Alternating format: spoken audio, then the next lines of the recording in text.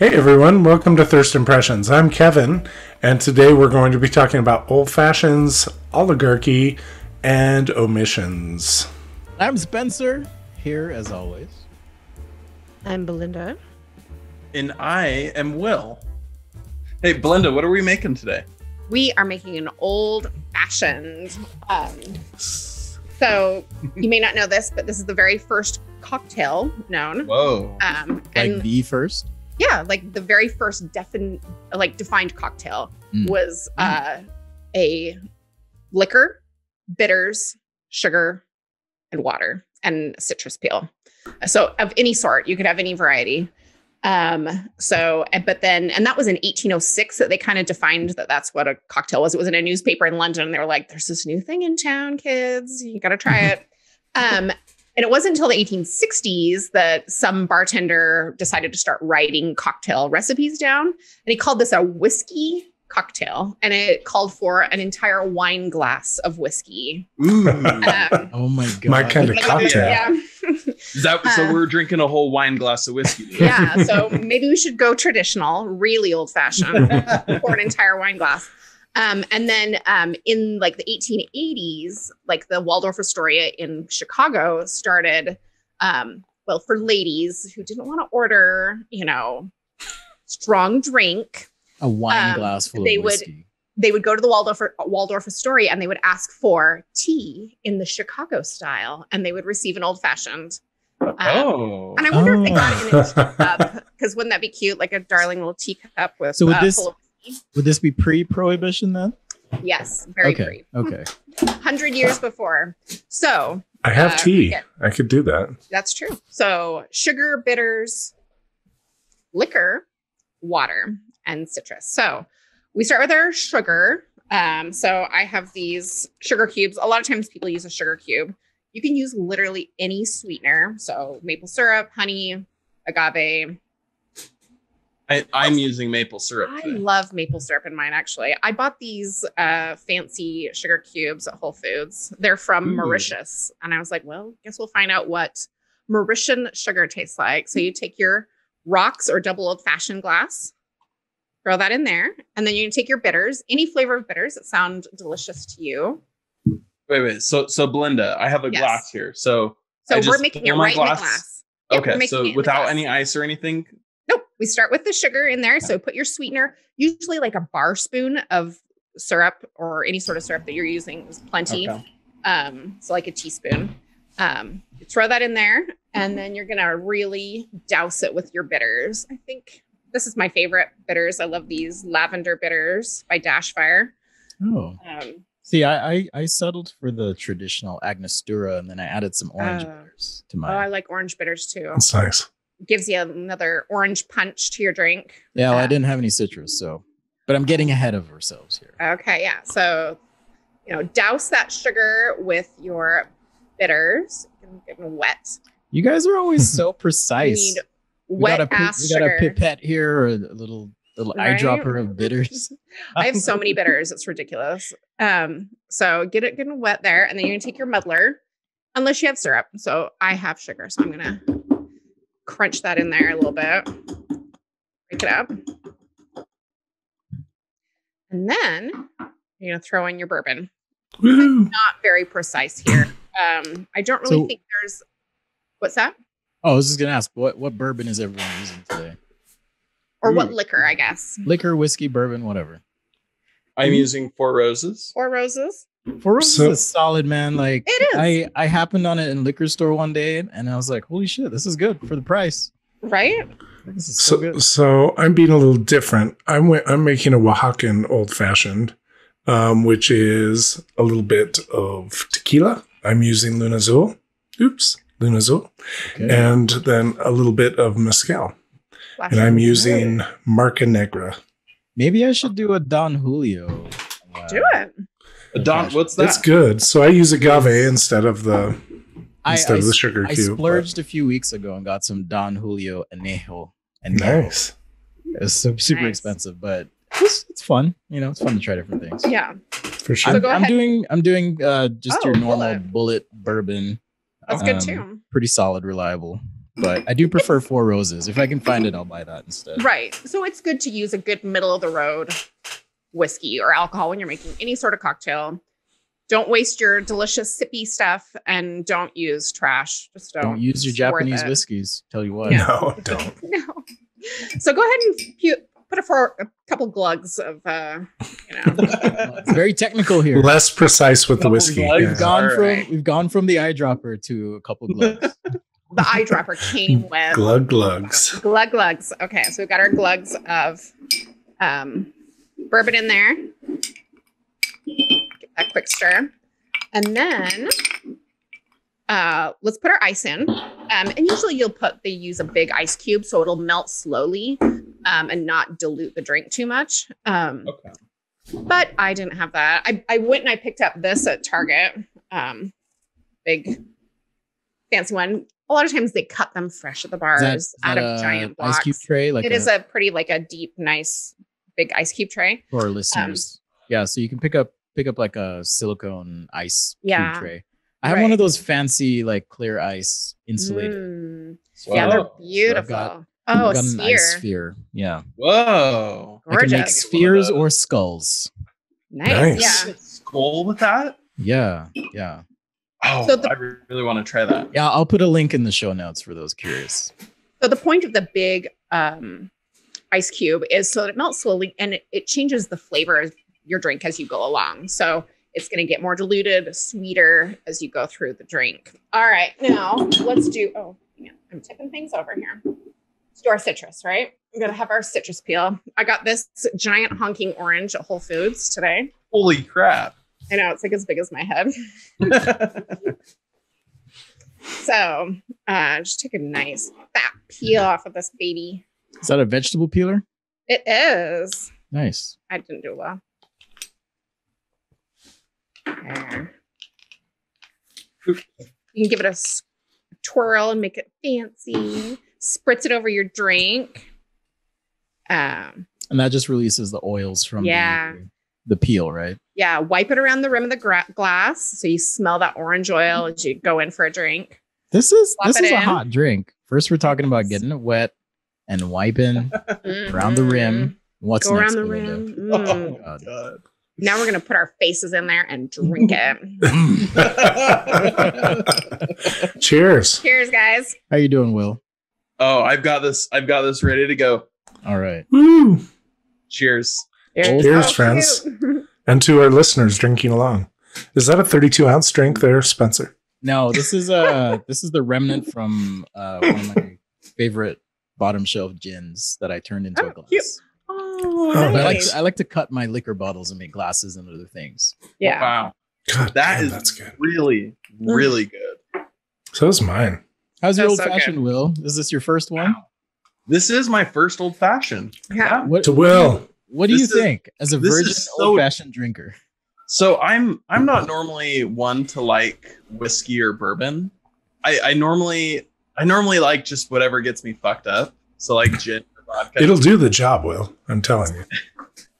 But this is really, really good. It's good. And it's simple, right? So if you do just really want to get fucked up, but you also want a good drink to get fucked up by, the old fashioned is a good. And here's the thing: it's easy to have everything on hand. Like think about as long as you have whiskey on hand. Think about the one you made, Will. Like whiskey, having those things on hand is simple to just whip up quickly and have a delicious drink. So the only thing I needed to get this week was how do you say? Angostura. Angostura. Mm-hmm. Yeah. I just had to go get that from. I went to Target and I could not find bitters anywhere. I didn't know where to look. They're by the tonic water. Yeah. And they were right by the tonic water. They're right by the tonic water. Usually they have Angostura and orange, usually at your regular grocery store. At fancy grocery stores, you can get like pretty much any flavor that you can imagine. And, I've received them as gifts or, party favors or whatever. And so I have a ton, but. Yeah, I know you like gin, Will. One of the fun things with gin too is you can pair it with a lot of different bitters and end up with completely different flavors. Oh. You can even do really a gin old fashioned. Yeah, so if you just add some citrus, some idea. Bitters, and a little splash of syrup, and you're good to go. So if you just want to mix things up. I even Yeah, have I- smoked chili bitters. So if I want like a spicy oh. cocktail, I can put some of that Oh in. my I god! like that. I wish I would have seen those because I totally would have tried to make a spicy. Kevin's tip for the week. If you're Just one the of tip, our Kevin, local, please. just the tip. Just Kevin's tip of the week, only the tip, is if you live in Utah, Harmon's, the grocery store, which there's a lot of them around, generally will carry a lot of bitters, and usually they're local bitters too. Yeah. Utah companies. Yeah, bitters, mixers, cocktail, Right. where you can just Good add stuff. some liquor and you're good to go. Yeah. Or if you live in Cottonwood Heights area, like Spencer, right by the liquor store in Cottonwood Heights, there is a little shop that sells mixers and bitters and ice and all the things you would need to go along with your shopping at the liquor store. So, It's weird that so for a newbie like me, what even is a bitter? Like I didn't even know what a bitter was. Fancy. You should ask that. it is alcoholic. Kevin was just looking at this today. He was going to I make his own. remember, I'll let Kevin explain in just a sec, but I remember buying bitters once at a Utah County grocery store, and I got carded because Really? you were like, whoa. they classify it as an alcohol. So, Well, it is yeah. alcohol. Generally, you wouldn't drink bitters on their own unless you were really desperate. Belinda and I were I've there been that once. desperate.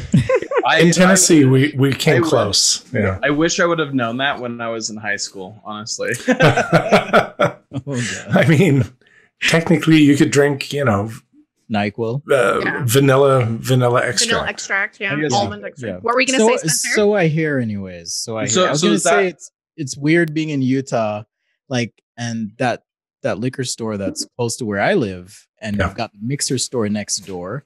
Because I've been here so long, I feel like that should be illegal. Like they I shouldn't be agree.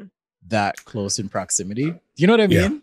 Yeah. Because they make it so hard to get alcohol, anyways. And Yeah. we've got this mixer store, and they advertise cold beer because our liquor stores don't do cold beer. You can buy ice. Fun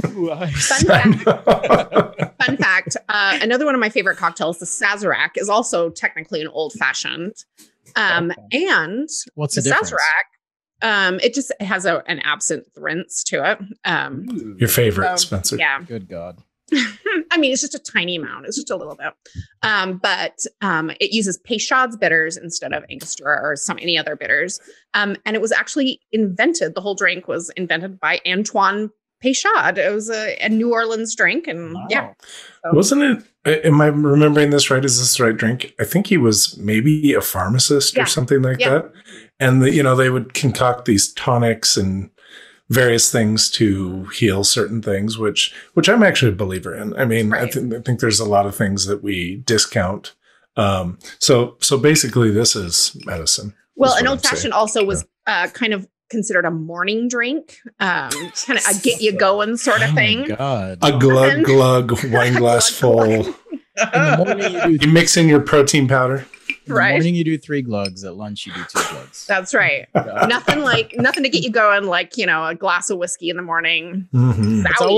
It's always fun watching those like older shows where like Mad Men. I didn't get into Mad Men, but I understand the concept. Yeah. And you see these guys in their office or people, and they're pouring drinks and just having drinks. There's No problem. always a glass in their hand, Yeah. I have friends that work on the East Coast, and they like literally have like a beer tap in the office. Like, So, Will, the company we work for, which will remain nameless, but they do in our Boston office. yeah, They have yeah. beer and cider and variety of things. Yeah. So like it kind of seems like a cultural thing too. Like here in Utah, That's interesting so because taboo. in my experience, there's a difference in perceptions around drinking at lunch on the West Coast and on the East, at least from what Yeah. I've observed. So Interesting. that location sounds like an outlier based on my experience, but West Coast for me, I remember working at a design studio that shall remain nameless.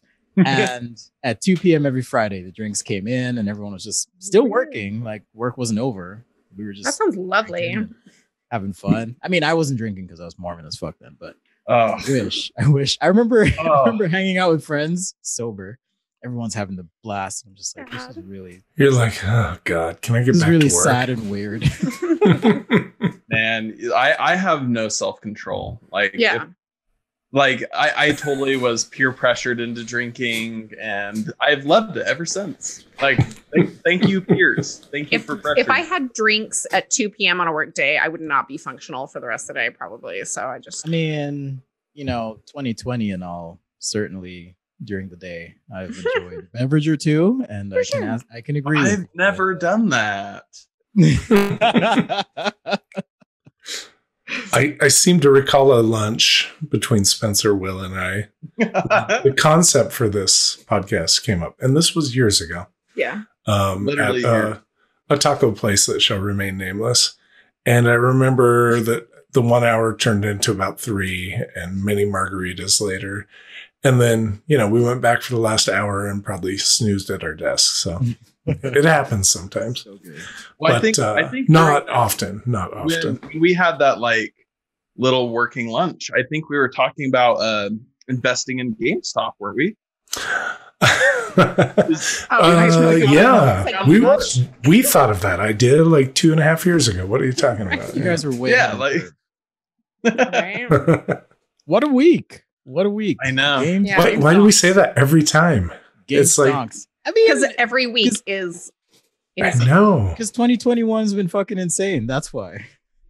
Well, 2020. You realize 3 weeks ago, people were trying to overthrow the government. Like, here we are. People are trying to take down Wall Street. But go ahead. What do we? Belinda shared like the funniest meme. Like, it was so bad and so hilarious, right? Which one? Where it was like each Wednesday so far has been like this massive story. Like the first week was the insurrection, and then the next week was impeachment, and then the next week was like almost like from what I've seen online, and of course it's online, so I don't know if it's true, but like the stock market was pretty close to losing liquidity. Like it was. I think it was inauguration then the stock market. But yeah, every week has been something huge so far. Yeah. I thought you were talking about that other terrible meme that I sent about what meme was that? The hedge fund manager on top of the building. Yeah, maybe we'll link to that. But so link in the show notes. What's happening with the stock market? Not much, because they won't let people do things. Yeah. No, I mean, I guess that's true. But this past week, there was a group. Well, it wasn't even the past week. It's actually been ramping up. Huh? Yeah, it's more of a ramp up. But people on Reddit, there's this really popular subreddit. If you don't know what Reddit is, it's basically just like a website where there's all these different forums, right? And so one of the forums on Reddit is a bunch of like amateur and not so amateur, like people who do day trading. They will like do analysis on companies, and they'll try to like figure out which companies people should invest in. And a few weeks ago, this guy started to notice that there were hedge funds that had purchased like 140% of the stocks, or they shorted 140% of the stocks of GameStop, which, if you don't know what shorting is it's basically the opposite of buying a stock. I won't get into like the because you buy a stock to see it go up so that you make a return, right? Yeah, and shorts are like the opposite of that. Shorts are you make money when the stock goes down. But the really risky thing is that when you purchase a stock normally, like if you purchase $50 worth of a stock, you know for sure that at most you will only lose $50.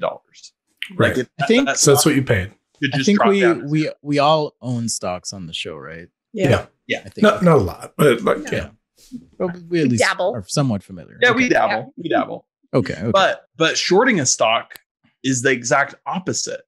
So there's no bottom. You can lose literally an unlimited amount of money from shorting a stock. And so these people on this subreddit, Wall Street Bets, they noticed this. They noticed that a hedge fund had shorted GameStop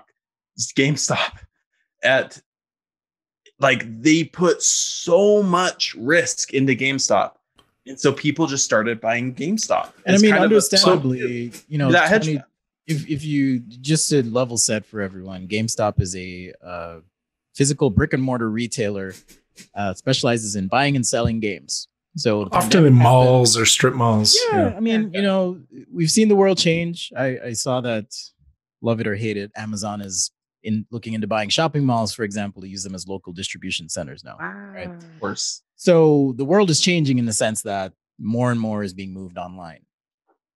There's pluses and minuses to that. And so people were hedging their bets against GameStop failing or succeeding rather.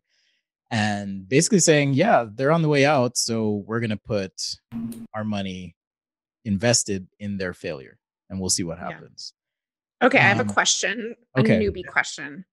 So, how did the Redditors know who was getting short stock? Like, how did they know who they were buying up all this short stock? Right. Like, Is there a website you can go to and be Yeah, like, like, oh, this is who's shorting?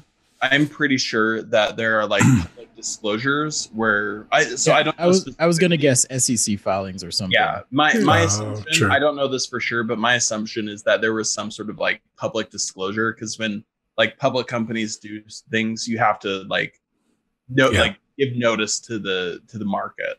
Yeah. And this was confusing to me, just to, again, make sure we're all on the same page. When you say unlimited losses, that's confusing to me because I'm like, well, it can only fall so far. But they're losing when the stock goes up. And the stock can go up as much as people start investing in it, right? Exactly.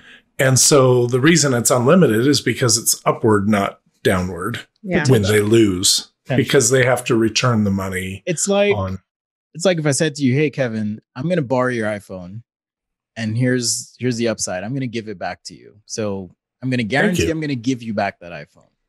And we have that. There's a new iPhone release coming up, though. So, but I I might be saying, hey, you know what? If I can borrow Kevin's phone and sell it, right, but buy a cheaper phone, You're selling my phone? I can pocket the money and give him back an iPhone, and he's good to go. The problem is, you just made money. Yeah, because I made some money. The problem is, if I borrow your iPhone and now I go to buy a new one, and there's no iPhones out there, and the only iPhones are selling for $3,000. Instead of making $500, I'm going to lose $2,500. Yeah. Gotcha. Oh, that makes sense. Now that makes sense. Money. And if there is no ceiling on how much that iPhone can cost, if every iPhone all of a sudden costs $10,000, right, what if there's a China virus, say? Oh, right, like that shuts everything down. And if a China virus. If let's say you had 1,000 iPhones and I buy all 1,000, or I borrow or whatever, all thousands of those, and then I guarantee you'll get them back, right? I agree to that. And they end up costing $10,000 each. Now I have to pay you $1 million. Is that right? 1,000 times 1,000. Now I have to pay you $1 million. Yeah. Right? Or I could have made it. This is all sounding great to me. I get a new iPhone and $1 million. Yeah. That is a really good explanation of like how people can lose a lot of money by shorting stock. So why do people do this? It seems like it's contrary to the idea of stocks. Like stocks is about like investing money in a company I believe is going to do well. Yeah. Right, but I don't know. It just seems shitty, I guess. I understand the why. No. But why is it legal? It should be illegal. Yeah, it seems shady. It's basically so like these hedge funds, like you got to know where these hedge funds come from. So these hedge funds exist because billionaires and millionaires, and even just like there are very few hedge funds that like you can actually like invest in. I'm sure you could probably find them, but most of the time these hedge funds are backed by these really, really rich people. And these rich people just don't know what to do with their money. They could just invest in the S&P 500 or the Dow Jones, but that's boring. Why not try to be like, why don't I try to like get into the ground floor of this startup that could like make me even a multi-hundred billionaire, right? And so these hedge funds exist as like professional gamblers. That's all they are. So this is a private party mostly. Yeah. You're basically paying somebody to use your money to go gamble on stock. And these people, I think it's Melvin Capital. So Melvin Capital I think they had, I'm going to get these numbers completely wrong, but they had something like, Google it. Yeah. Not you, but our listeners. yeah, they had like $17 billion worth of like liquid assets that they could invest. And because they shorted GameStop at such a high rate, and because the Redditors, it's not even just Redditors, just because the average person started buying GameStop stock, it artificially increased the price, which made Melvin Capital lose all of their money. And price is a Was it factor. like 3 trillion plus?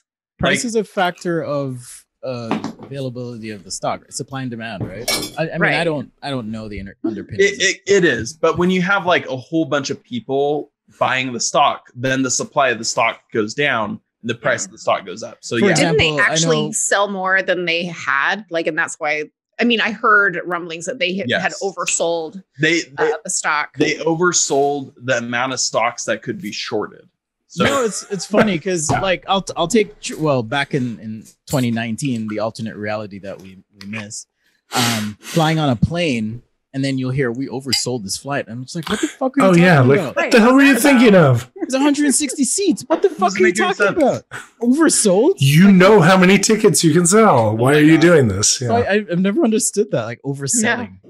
I could talk so long about airlines. It Airlines sounds are so such a fucking scam. Another episode for another. Yeah, you That'll know be what? the episode where we are sponsored by Aviation Gin and Well, that'd be fun. Oh, what's his name owns that? The actor, right? not Ryan Gosling, the other one. Ryan Ryan Reynolds. Reynolds. Ryan Reynolds. The Yeah. other Ryan. Ryan. The superhero dude. Yeah. So what Deadpool. got me with all the GameStop stuff is so like we can talk a whole lot about the technical aspects and what it means and everything. But I actually think that sort of thing is secondary to the actual message that was being sent. What do you mean? If you go on Wall Street Bets, like, and you search, maybe it was probably a week ago now, but there were people who like made these really impassioned posts about how like there was this one where this guy's dad had lost everything in the 2008 crash. He And was all tied up in the mortgages, huh? yeah, this guy lost his job, his business. He owned his own business. The guy who was posting, so it was the son of the dad who lost the business. He was just saying how like his life changed completely. Like he had everything set up for him, and when the market crashed, he had nothing, and they had to like go move out, and like they were facing homelessness.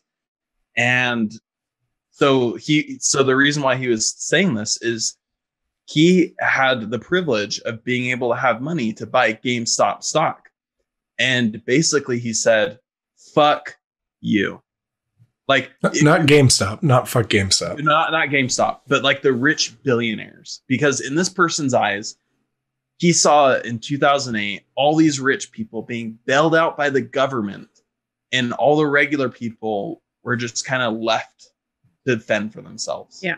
And I so mean, now- for this person at least, and like there are so many similar posts to this, but for this person at least, they were like, my purchasing They were of like- top stock was, I don't care if I get the money back.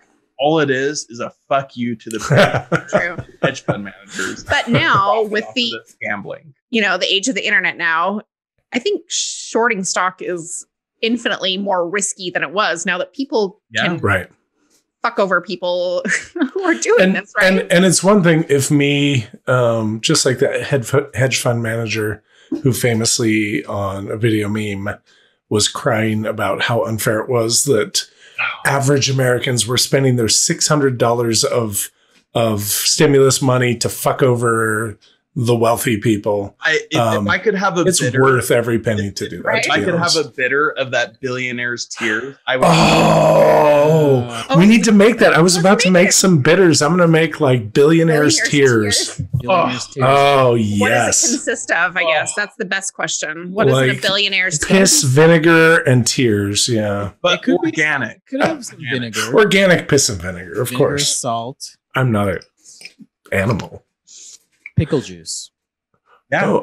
It could be for picklebacks. This Oh, does we need to not do a sound pickleback delicious. Oh, let's do a episode. pickleback, yeah, for sure. God damn, I love a pickleback. You guys are fucking. And shout out to my buddy from the bar in Arizona who I introduced to picklebacks. Look at Sorry. this photo, man. Kendra will know what I'm talking about. Yeah, Kendra and Josh will definitely know.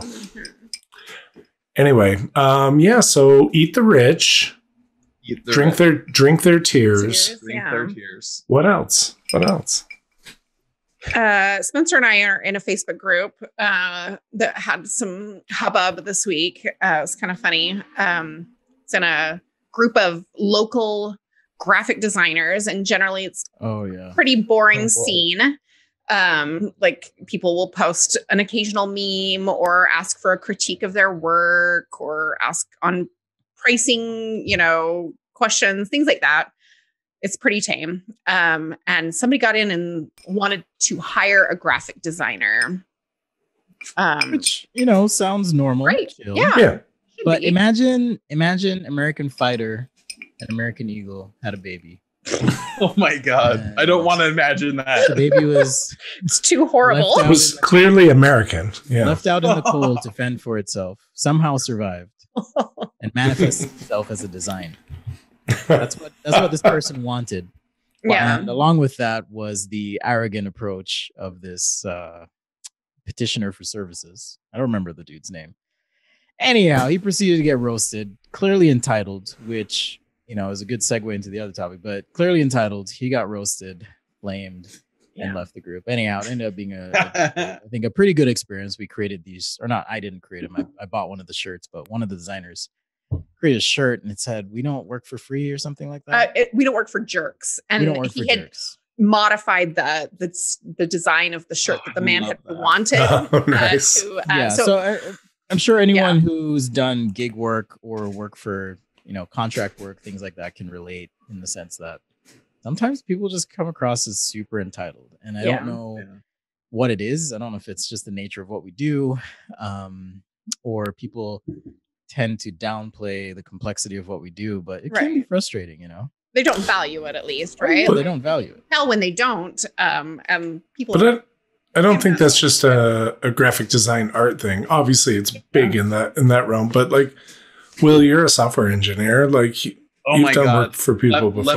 Let me tell you, the single most frequent conversation I have is friends of mine and family, like well-intentioned. I truly don't.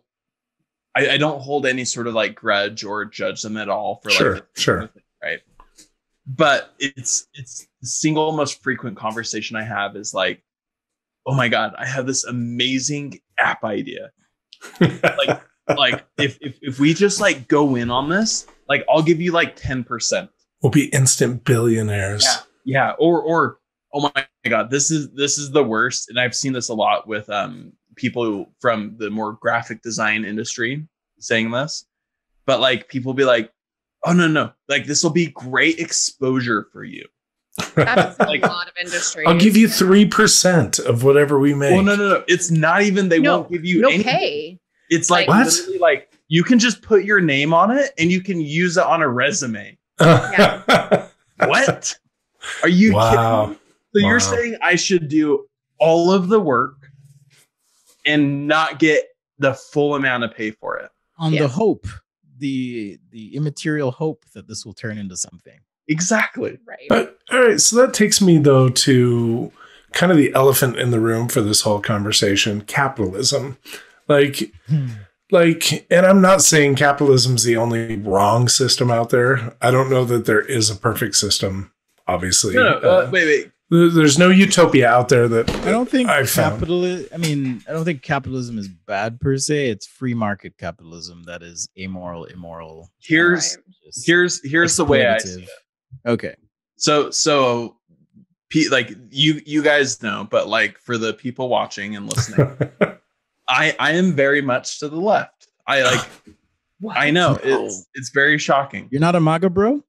I'm not. No, I hate capitalism. I want to overthrow capitalism. I'll be honest, but here's the thing about capitalism. Cut that for the NSA, Spencer. Cut that for the NSA. Cut it. Yeah.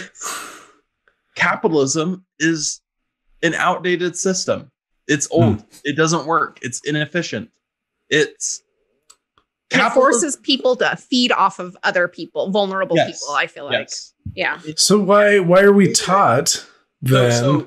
So capitalism emerged out of feudalism, right? Right. Feudalism started to fail because all these lords and kings, they needed to be able to trade with each other. And so they started forming currency and all these markets started to form. Go read a book if you actually want to know how this happened. But feudalism was very oppressive towards people. And capitalism allowed more people to have access to more freedom. Yep. Right.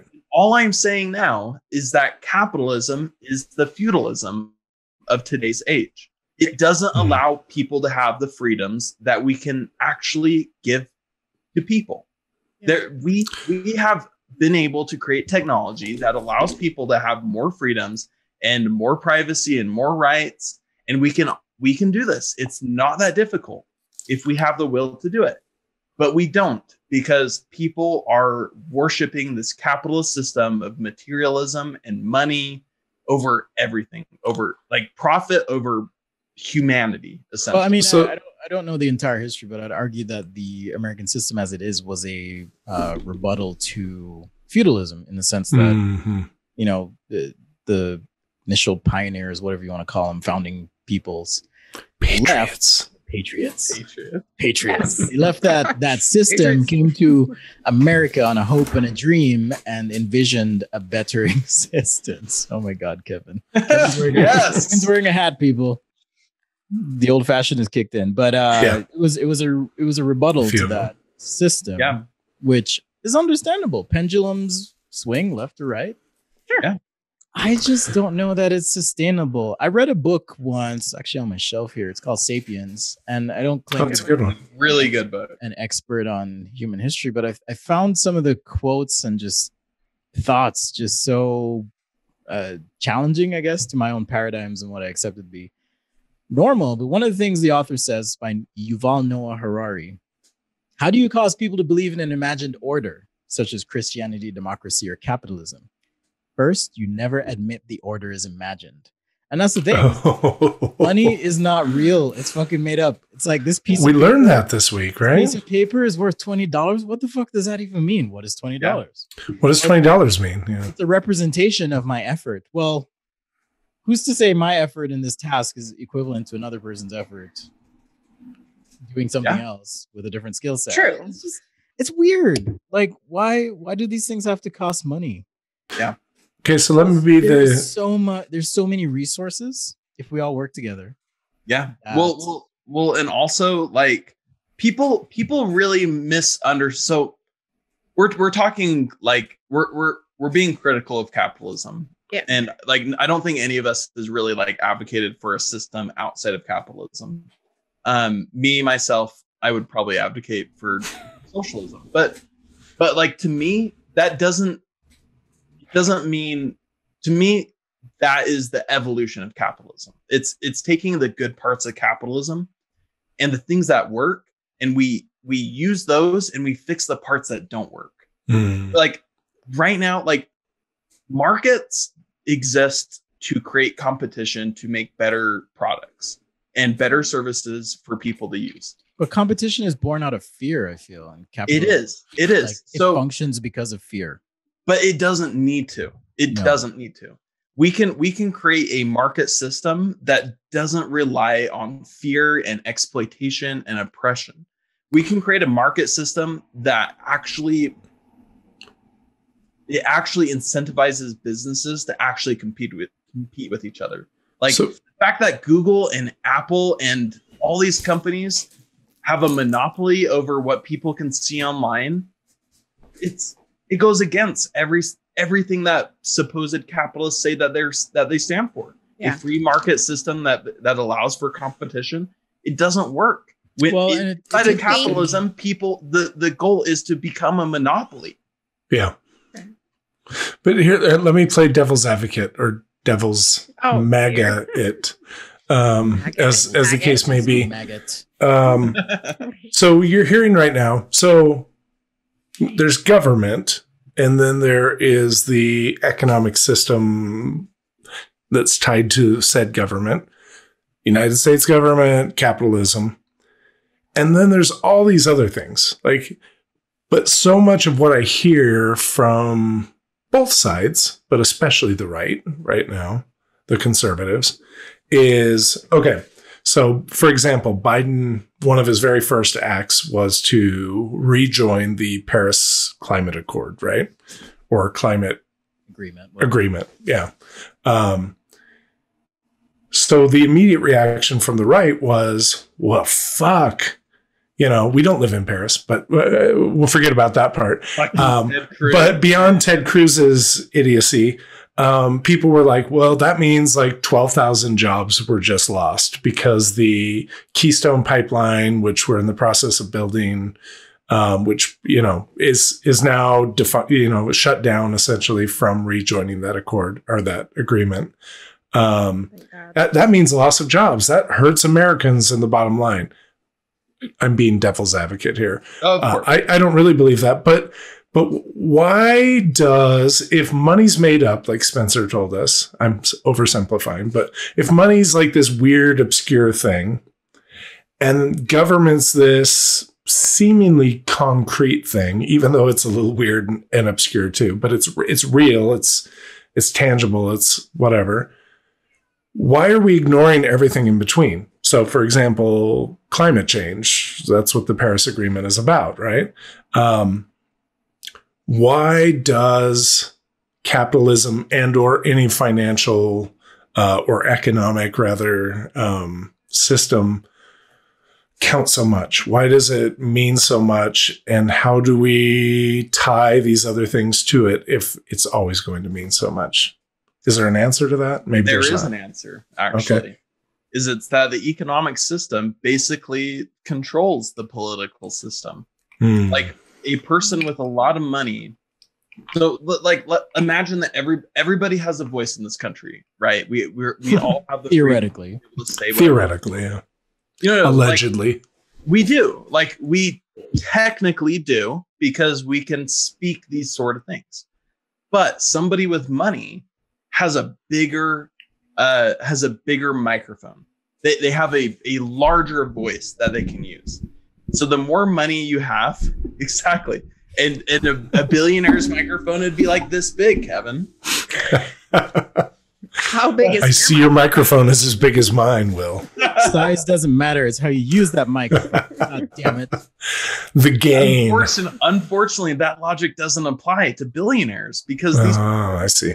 They have such a large voice and such a large reach where they can convince people to believe certain things that just aren't true.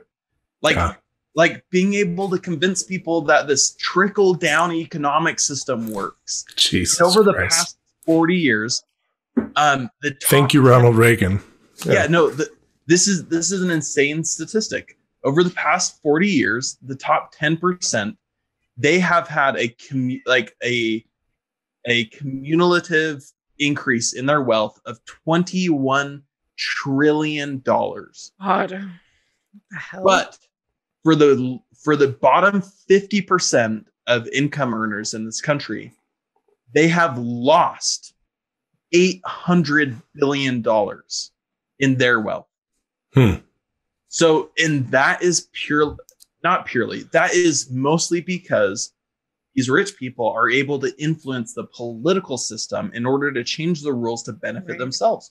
We saw that this week with Robinhood. As soon as not even just Robinhood, it was, what was it? Robinhood and Webull, and I think TD Ameritrade also did this. Yep. Where when GameStop stock started to go up, which meant that the billionaire hedge funds started to lose money, Robinhood was just like, oh, we're just going to shut it down. Shut it down. Yeah. You can sell it, but you can't buy it.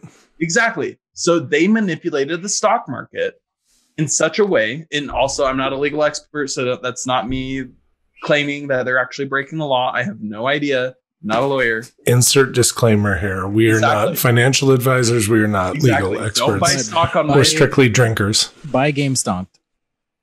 Thanks. Buy it. Buy it. Fuck them Okay, over. so I had an epiphany as we've been just kind of talking. Elliot said hi.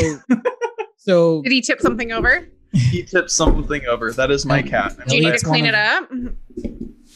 Yeah, it's fine. It's not Elliot's one of the leaking podcast everywhere. pussies along with He knocked over Podcast pussies, yeah. Yeah. He knocked over my my altar behind me. Oh, shoot. Oh, So now the I gods are worried- gonna hate you. I had an epiphany. Some people call it download. Depends on if you charge your crystals under the moon or not. But I had Wow, this something- took a turn. something Shots just fired, Spencer. something just crystallized for me. Okay.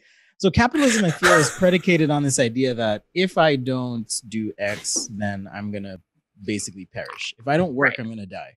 Yep. Right. Yep. It's fuck you, pay me, money over bodies. Like Yeah. Yep. we've seen the discompassionate, uncompassionate approach to the pandemic, at least in the United States. Yeah.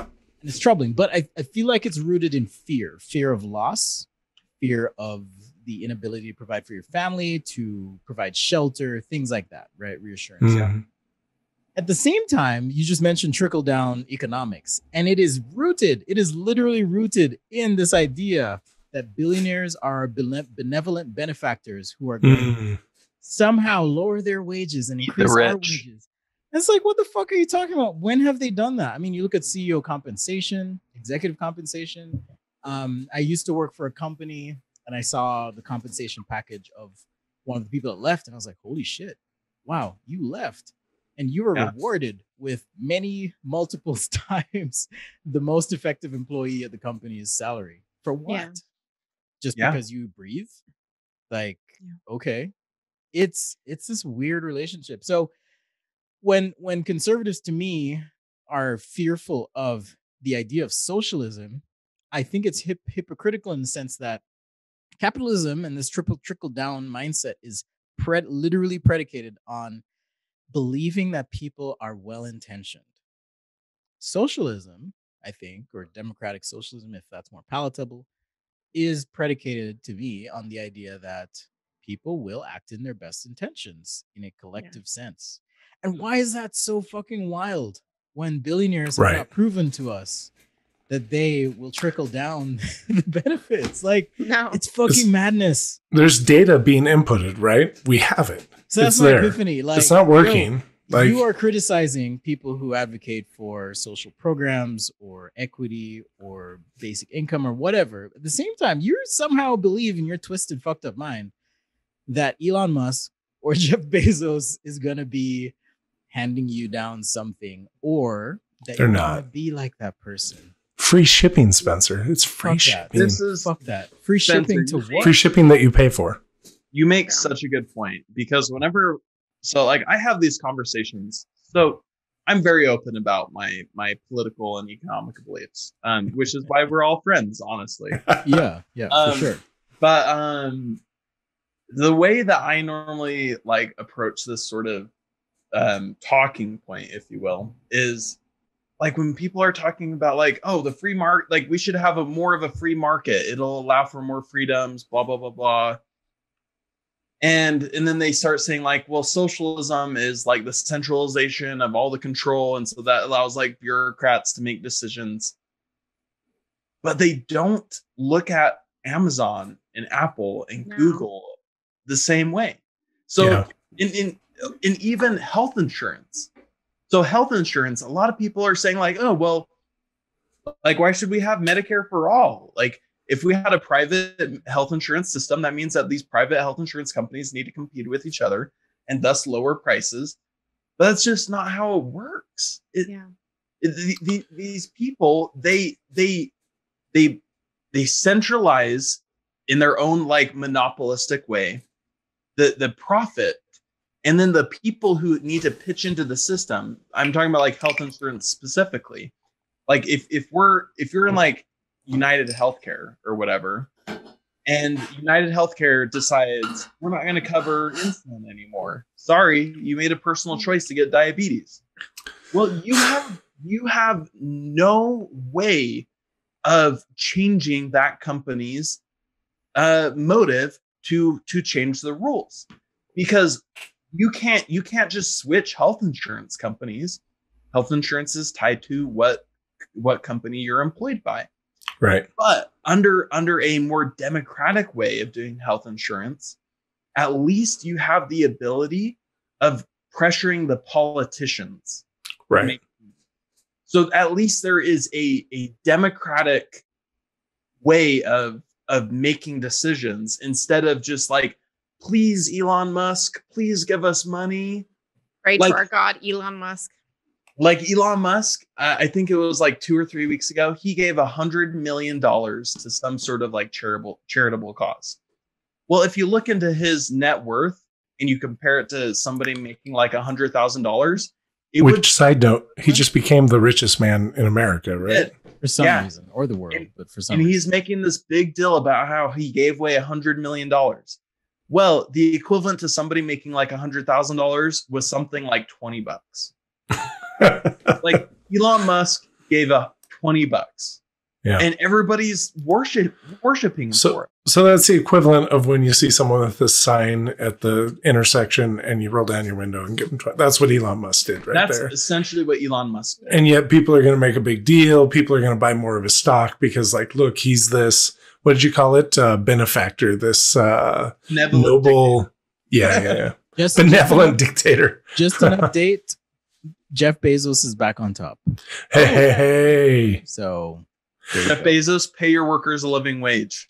So what's interesting though, and I guess the fallacy of this American dream and capitalistic mindset is we look at these people who are successful and we think, oh wow, they stopped eating avocado toast and buying lattes, and look at them, they pull themselves up by their bootstraps and they hustled. And I'm like, yo, if you listen to the Jeff Bezos story, his parents, I don't know about your parents, but his parents gave him $150,000 investment to start Amazon.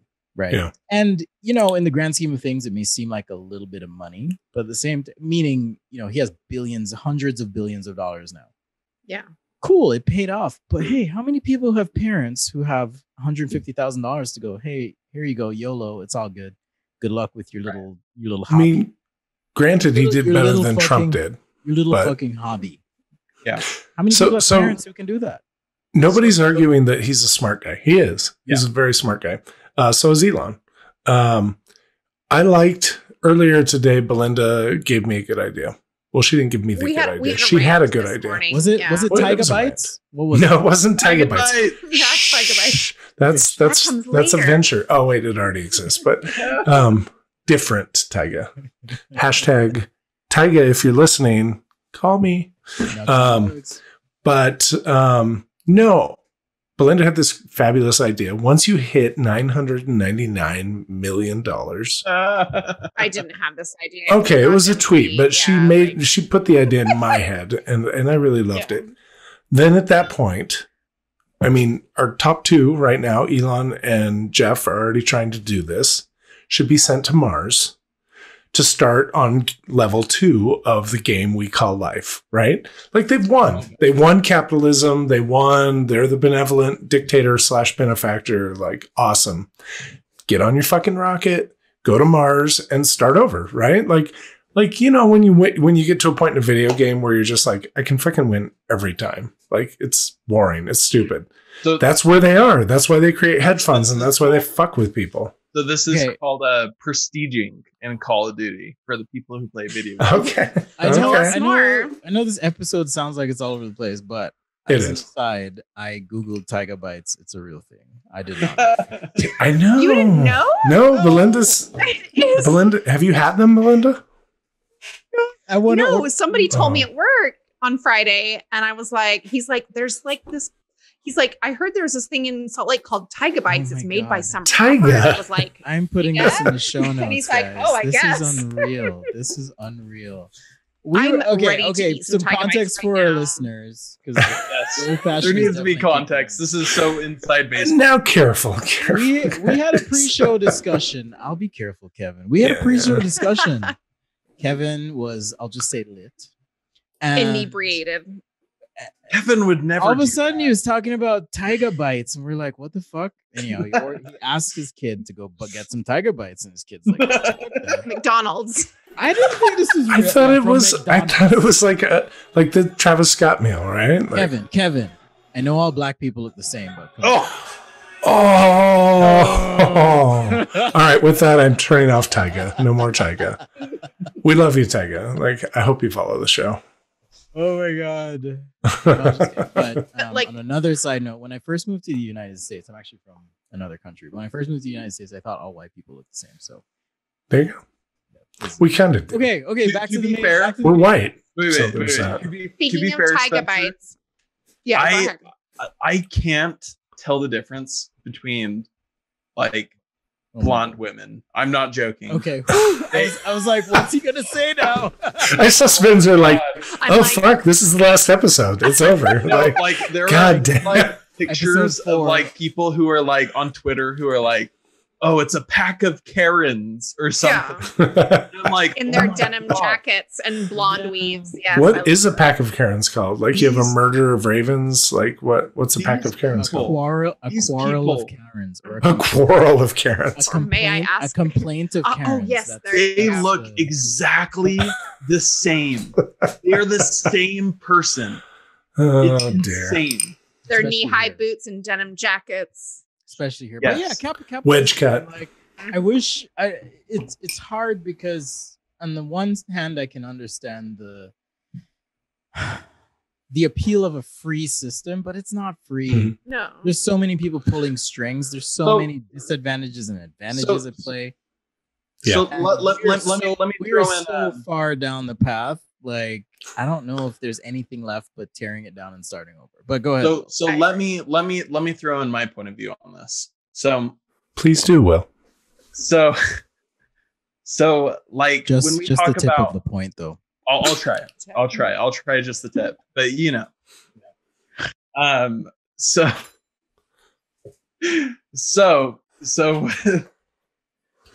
with capitalism, like we're criticizing like people like Elon Musk and Jeff Bezos and all these other people. Yeah. And like I would probably make an argument for a more like socialist type of system. But I hate the labels. The labels are so stupid. The labels carry so much baggage. And What do you mean by label? call it Like, socialism, or you Like, call it when you whatever. say socialism, people think like you want to put people in concentration camps or some crazy shit like that. And it's like, no. No. Like I'm just saying, this is a side note. Is most of what people understand about socialism and communism is mostly just anti-communist propaganda. yeah. Yeah. And people really need to look into what socialism and communism is. That's not what I'm going to do now. What I'm saying is I advocate for a system where workers get paid for the value that they provide to the company. So people who work at like Tesla, for example, why the fuck is Elon Musk taking so much of the profit when Elon Musk, the value that he provides to Tesla is nothing more than a PR person. If he He's one of the died, engineers. I'm not advocating for his death. I'm saying if he was gone, Tesla would still exist. Exactly. That's what I'm saying. Where Look at it's like- Apple. Look at Apple. Steve Jobs died. Exactly. All right. So It's doing fine. So the people at the top of the company, and not just like the CEOs, not just like the public figures that we know, but the upper management. Why do these people get so much money when the people who create the value, the people who create the product and services that people love and pay money for, those people get paid not what they are worth, Right, what they including provide to the company. quote unskilled workers, right? And those I people as well. can understand as a creator someone wanting to be compensated for the inception, the conception of the idea. Absolutely. Maybe there's a cutoff point. Like So cut I it off. come. You're like, okay, now we're a co-op and everyone owns a piece of this. Yes. Let's go. Yeah. That's actually more of the system I advocate for, is more of a co-op type system. I But- started this cool and I worked for 10 years. So you get a benefit. So I get that benefit. Yeah. Like Bezos, Musk, Gates, all these people, they don't need more money. they don't. So You like, think they do. for full context, I actually come from a family where like my father and my brother and like and my uncles, like we have started businesses. We are small business owners. So I know the system really well. And I understand the want and actual like need to actually have like the original founders of the company and the owners of the company to make money. That is not to say that workers shouldn't own the majority share of the company. You can still be the founder or like have the idea that you're promoting and make a lot of money. Like if Elon Musk only owned like 20 to 30% of Tesla, he would still be a billionaire. But that would mean that 70% of the company would be owned by the employees who are currently the ones creating value for the company. Think about if a company was a co-op, like you mentioned, Spencer. Like I've worked for companies before where they're like, oh, let's bring on more people. Let's bring on more people. Let's open more offices, whatever. I worked for a startup back in 2000 that was just, we got this huge infusion of capital and they were like, you got to spend money to make money. It's this whole thing. So they're hiring all these people and they're opening all these sales offices. And a lot of us employees were like, wait a minute, like, does this make sense?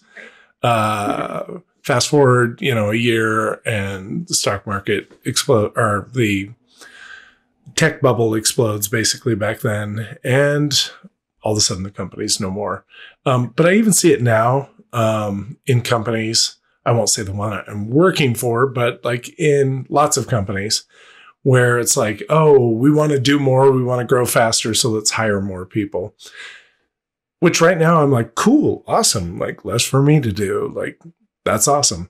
But imagine all of a sudden now, if we're a cooperative type company where I own not just like such minor stock in the company that they may have thrown at me, to get me to come on, but like a true profit sharing type situation, I would be like, well, I think if I work a little harder or more efficiently or whatever, I can get all that done. That's not a problem at all.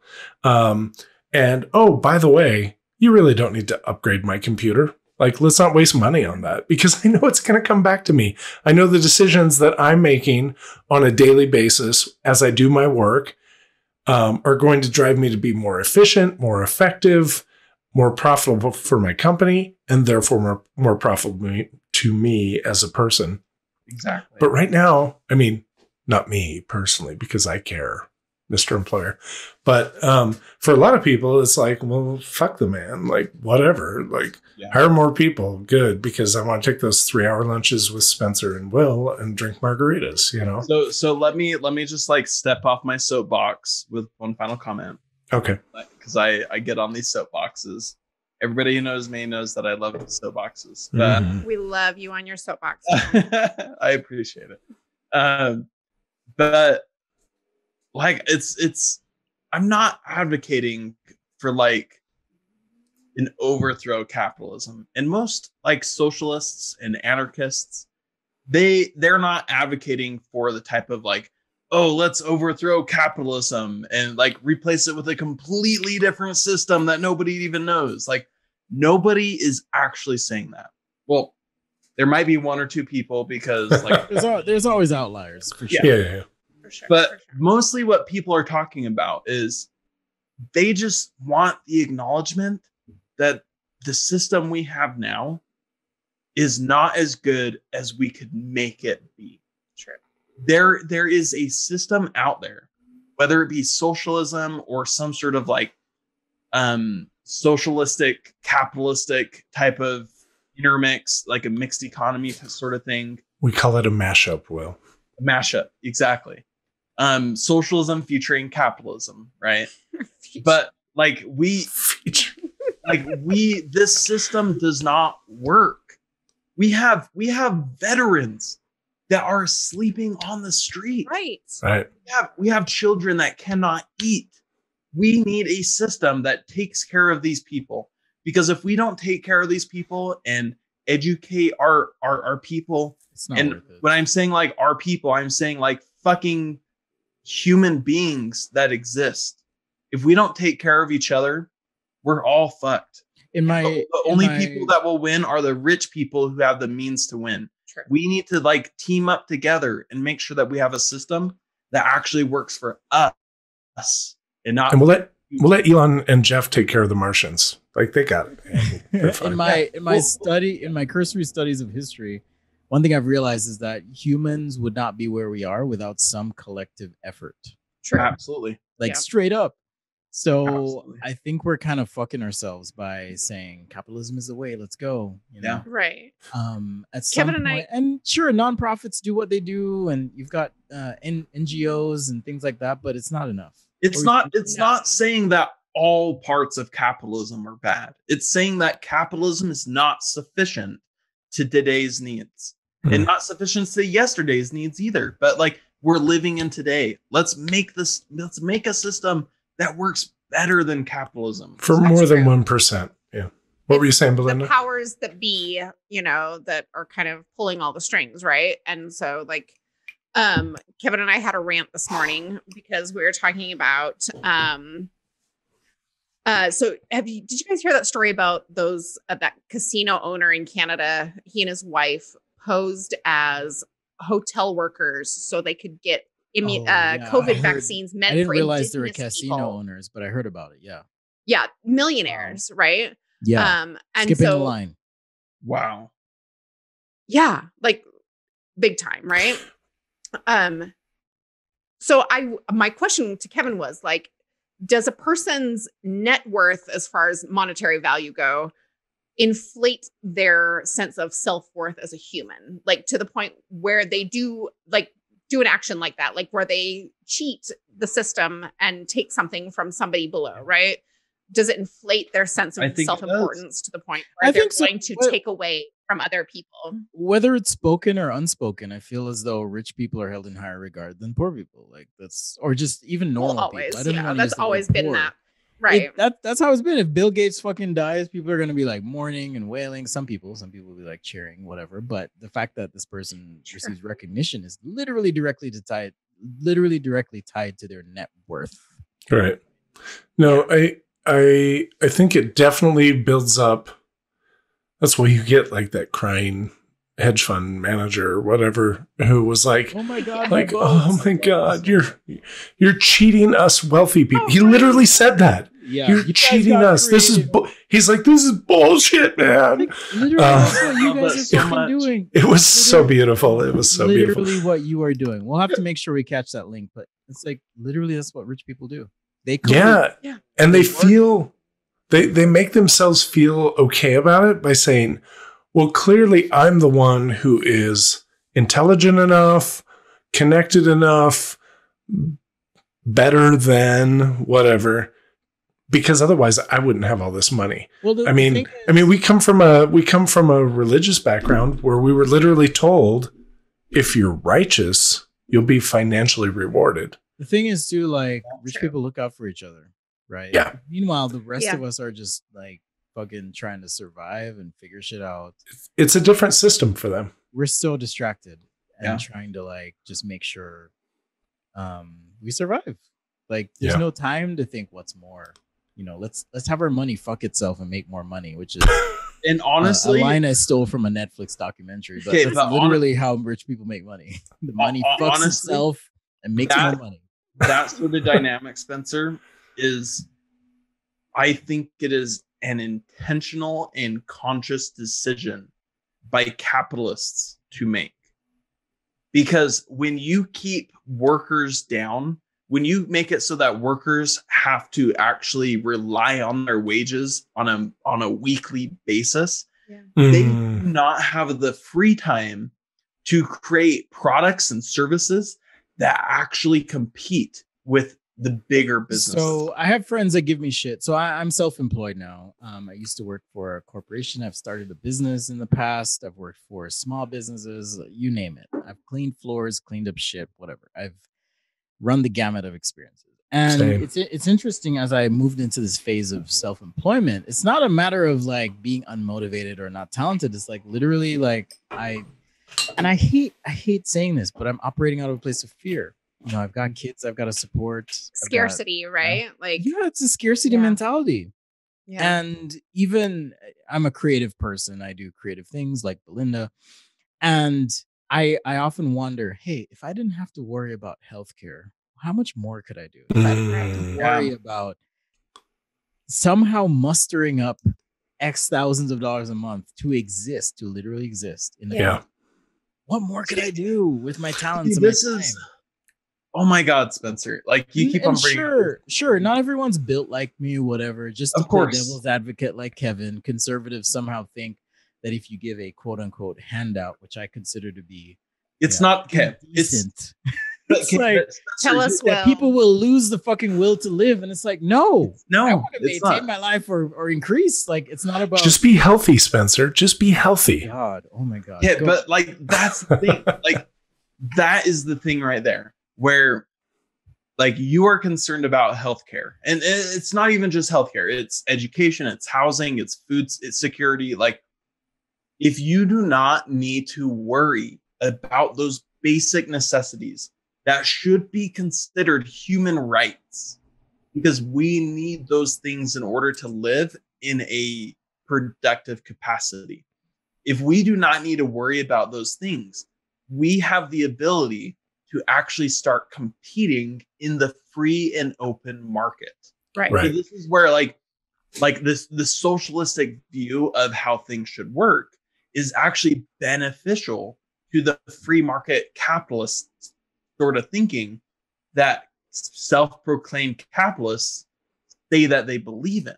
They just have been brainwashed to think that like socialism will make it so that these things are difficult. In reality, true. So I had this discussion, but like when in reality, if we provide these services and products to people as a human right, it will actually increase competition and increase the economic potential for ideas and people to participate in the market in different areas. Great. I understand your interpretation about like, oh, hey, if I'm a doctor and now I don't get paid $400,000 a year, what's going to make people want to be doctors? It's like, can you just be human and care about life? So I had this discussion with my teenage son. He just started taking a sociology class in high school, and it's led to tons of great conversations with him. And so I guess they were talking about socialized healthcare recently. And people were like, oh, if you give, all these things for free, people just sit on their asses and do nothing. Oh. And I said, okay, Ben, imagine. We can't hear you, Belinda. Disconnected. Uh-oh. Now we can hear you. Okay, you're good. Yeah. Okay, I asked him, I said, okay, imagine that your house has been paid for and your health care has been paid for and your education has been paid for. And maybe even your food is completely paid for. What are you going to do with your time? Are you going to sit on your bum? Huh? Food should be prescribed, honestly. Like, interesting. That is no. I'm saying like America has a really bad problem with Tiger bites.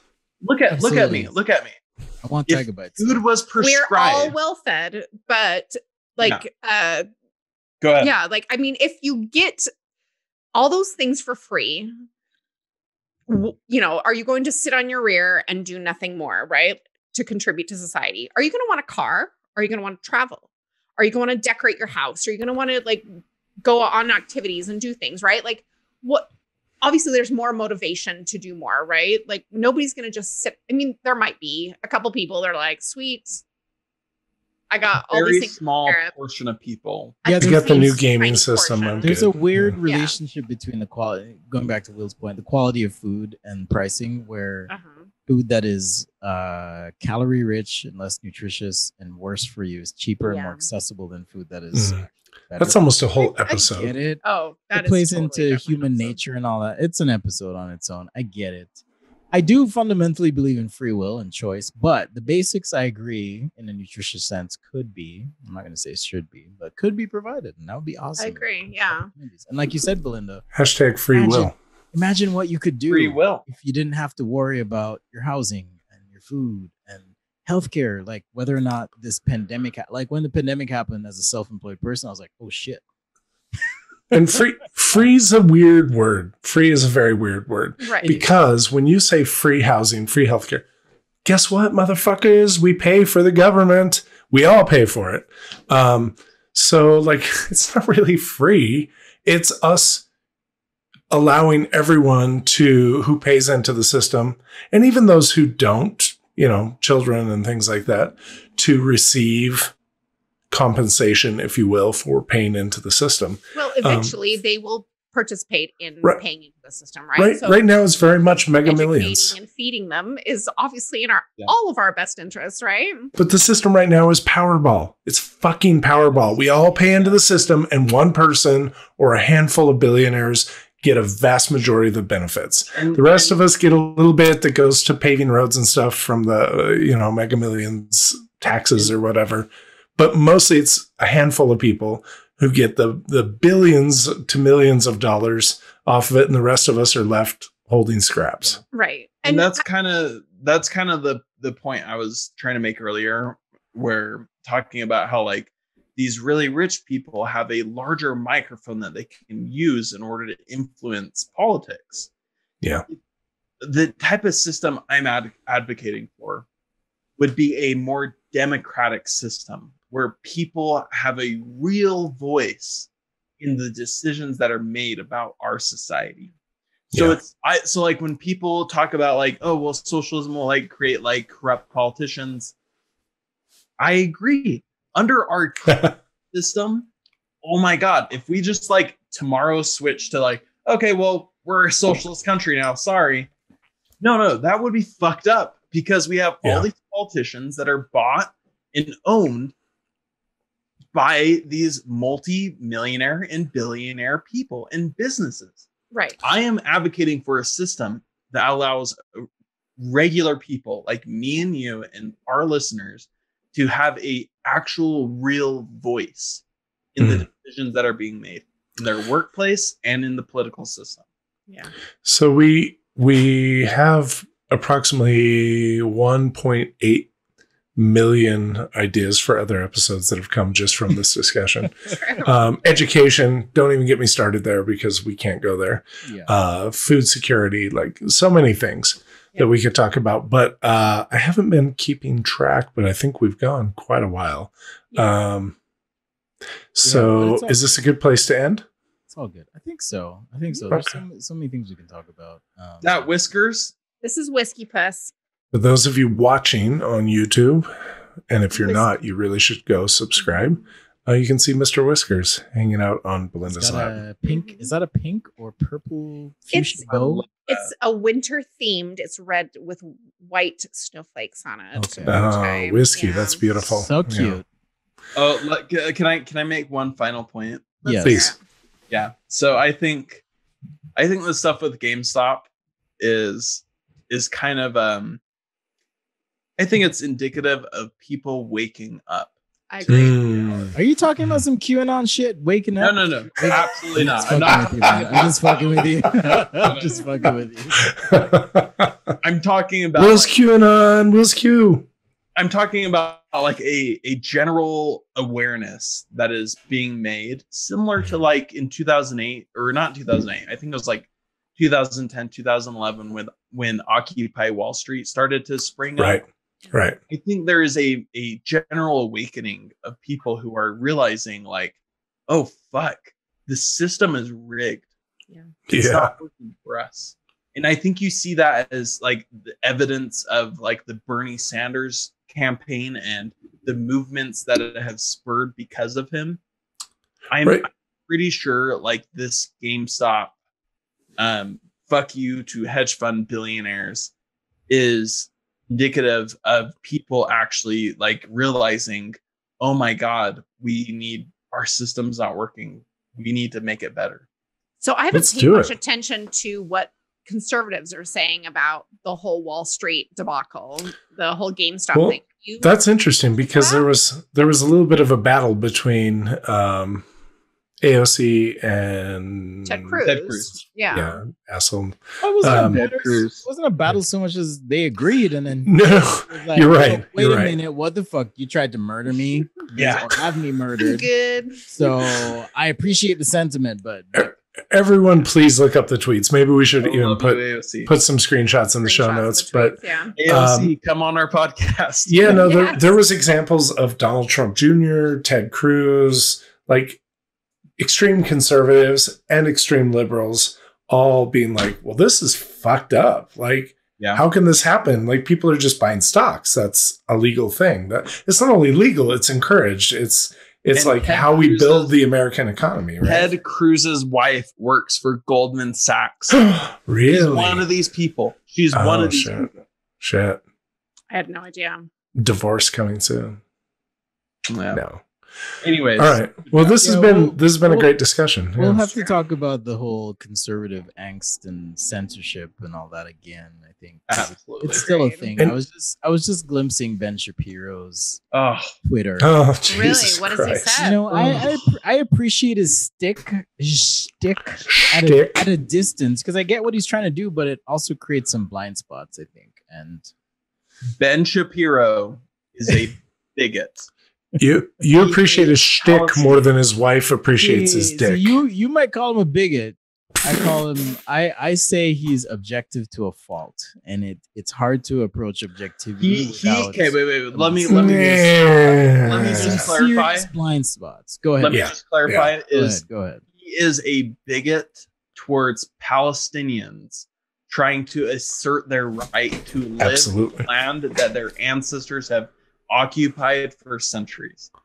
So, like in that sense, he is a bigot. I'm not saying That like makes a sense. That makes racist, sense. but he is definitely a bigot towards Palestinians.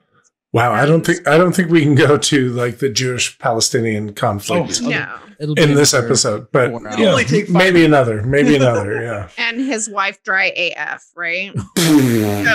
I know with the whole She's a doctor. She knows these things. Yeah. He was like, I don't know if this is normal. This might be a medical condition. I've they might never have to heard look of such a into." thing. It's like, yo, dude.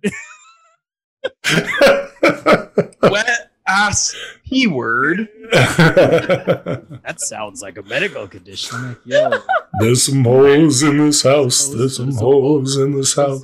you need to We get need out to more, wrap bro. right now. Okay. All right. It's thanks, going guys. off the rails. It's going off the rails. Thank you. It's been awesome. All right. If you guys have any comments, suggestions, questions, And we've been getting some. Whatever. Like, keep them coming. Yeah. definitely share them. Follow us on Twitter, Instagram, Facebook. Search Thirst Impressions and you'll find us. Thirst Pod. Thirst Pod on Twitter. Tiger Subscribe, bites. subscribe to our ASMR channel featuring Whiskey Puss. Oh god. Tiger We'll eat tiger bites. bites. Close What's your to the kitty's mic. name It again, be Will? on. My kitty's name is Elliot. He's Elliot mad at me because I made him leave. Elliot and Whisker Puss. Is he named after the boy in E E.T.? I'll tell you guys how he's named. Okay, tell us the story and then we'll wrap. No. I'll tell it another episode. Okay. It's a cliffhanger. It's called a cliffhanger, Spencer. Tune into our After Dark episode where we'll hear the origin of Elliot's name. Subscribe on Patreon OnlyFans. to get the story, the backstory of Whiskers and Elliot and their gay cat romance. Well, We thanks, should guys. have a cat episode. I hope you enjoyed making old fashions with us. If you didn't, go get your ass off the couch and go make an old fashioned and then have a fucking good time. All right. And We'll catch be you guys healthy. next time. Eat healthy. Take care. We love you. Fuck capitalism. Peace out. R.I.P. Betty White. She's not dead yet, but Free she will be soon. Palestine. Jesus Free is take care. Lord. Oh god. If you ain't a Christian, I'm gonna stab you in the face. Oh man. Peace. So drunk.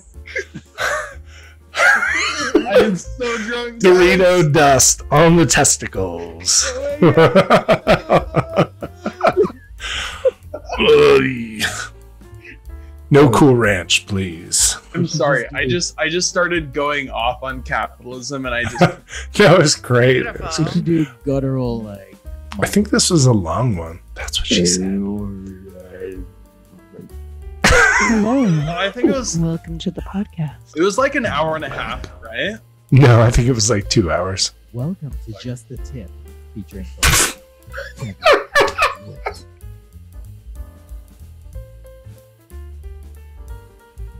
Let's do it though. God. Subscribe to our Patreon for $10 a month. You get just the tip. And we do cocktail tips and stock market tips. We'll do a mini episode called Shots, and then we'll do just the tip. Oh my god, I love that so much. But just the tip.